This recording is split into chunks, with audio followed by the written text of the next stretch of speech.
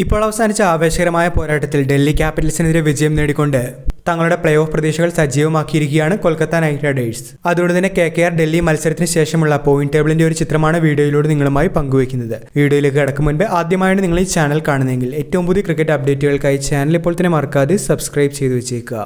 Point ടേബിളിൽ വലിയ രീതിയിലുള്ള സ്ഥാനമാറ്റങ്ങൾ ഉണ്ടായില്ല എങ്കിലും ഇന്നത്തെ മത്സരത്തിന്റെ വലിയൊരു ഇമ്പാക്റ്റ് തന്നെ പോയിന്റ് പട്ടികയിൽ ഇനി കാണാനായി സാധിക്കും. 10 മത്സരങ്ങളിൽ നിന്ന് 9 പോയിന്റുമായി പോയിന്റ് പട്ടികയിൽ 7ാം സ്ഥാനത്ത് തന്നെ കൊൽക്കത്ത തുടരുമ്പോൾ 10 മത്സരങ്ങളിൽ നിന്ന് 12 പോയിന്റുമായി ഡൽഹി 4ാം സ്ഥാനത്തും തുടരുകയാണ്. എന്നാൽ ആദ്യ 4 സ്ഥാനങ്ങൾ ലക്ഷ്യമാക്കുന്ന ടീമുകളെ സംബന്ധിച്ച് ഇന്നത്തെ മത്സരഫലം തീർച്ചയായിട്ടും മുൻപോട്ടുള്ള പ്രകടനങ്ങളെ വലിയ രീതിയിൽ തന്നെ സ്വാധീനിക്കും. RCB, മുംബൈ, ഗുജറാത്ത്, പഞ്ചാബ്, ലക്നൗ ടീമുകൾ തീർച്ചയായിട്ടും ആദ്യ 4നുള്ള കഠിനമായ മത്സരത്തിൽ തന്നെയാണ്. 12 പോയിന്റുള്ള ഡൽഹി ക്യാപിറ്റൽസിനെ ഇന്ന് ജയിച്ചിരുന്നെങ്കിൽ പോയിന്റ് പട്ടികയിൽ 3ാം സ്ഥാനത്തേക്ക് എത്താനായി സാധിക്കുമായിരുന്നു. എന്നാൽ ഡൽഹി ഒരു മത്സരത്തിൽ കൂടി തോറ്റതോടുകൂടി ഇവിടെ പഞ്ചാബ്, ലക്നൗ, കൊൽക്കത്ത, അതേപോലെ പോയിന്റ് പട്ടികയുടെ അവസാന സ്ഥാനക്കാരായ രാജസ്ഥാന്, SRH, CSK വരെ ടീമുകൾക്ക് ആദ്യ 4ലേക്ക് എത്താനായി ഒരു ചാൻസ് കൂടിയാണ് ഇവിടെ ലഭിക്കുന്നത്. 14 പോയിന്റുമായി RCB 1ാം സ്ഥാനത്തുള്ളപ്പോൾ മുംബൈ, ഗുജറാത്ത്, ഡൽഹി ക്യാപിറ്റൽസ് ടീമുകൾ 2, 3, 4 സ്ഥാനങ്ങളിലാണ്.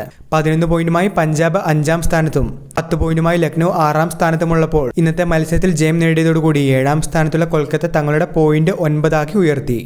6 പോയിന്റുമായി രാജസ്ഥാൻ, SRH ടീമുകൾ 8, 9 സ്ഥാനത്തുള്ളപ്പോൾ 4 വിജയം നേടിയ CSK പോയിന്റ് ടേബിളിൽ നിലവിൽ അവസാന സ്ഥാനക്കാരാണ്. എന്നിരുന്നാലും നിലവിലെ സാധ്യതകൾ പരിഗണിക്കുമ്പോൾ ഇനിയുള്ള എല്ലാ മത്സരങ്ങളും വിജയിച്ച് മറ്റുള്ള ടീമുകളുടെ മത്സരഫലത്തെ ആശ്രയിച്ച് രാജസ്ഥാൻ, SRH, CSK ടീമുകൾക്കും പ്ലേ ഓഫ് സാധ്യതകൾ നിലവിലുണ്ട്.